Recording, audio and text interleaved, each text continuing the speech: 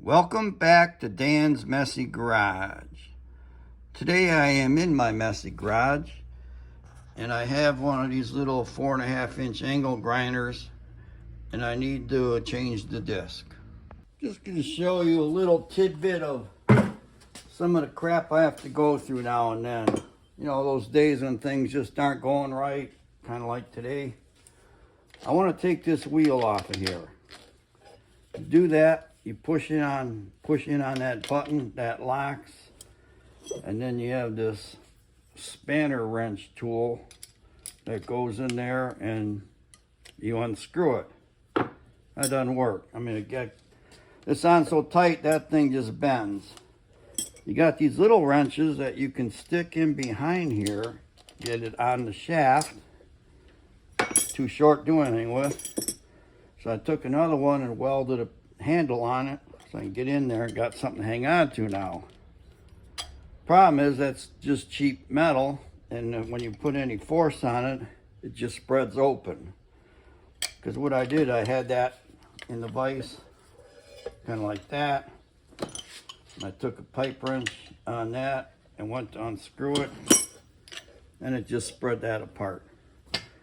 So now I need to make a tool stronger than that thing that can fit in here. I got this Sacrificial wrench, 5/8. It's too small. It needs to be close to 17 millimeters or 6.55 inches is what I measured. So these jaws are not that, so I'm gonna have to grind that opening. And then this thing is too thick to fit in there. So once I get the opening the correct size, I have to thin this out so it'll fit in there. Just some of the crap you go through working on cars. Okay, I got the tool made. I got it so it just fits over this shaft. Grabs it nice. I was able to put it in the vise. Take the pipe wrench and grab this little guy and spin it off no problem. So now I have the tool, and what I did is I ground away where it said 5/8 here because it's no longer 5/8.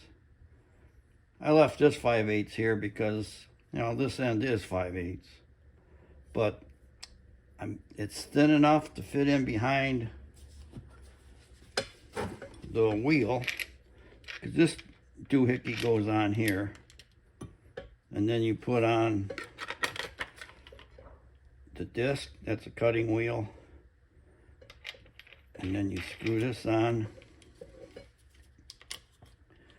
You hold that little button in, use the spanner thing, tighten it. You don't have to get super tight putting it on, because the motion of you using it will tighten that up.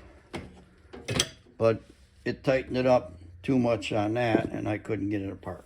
So I had to take time to make a tool. Onward and upward.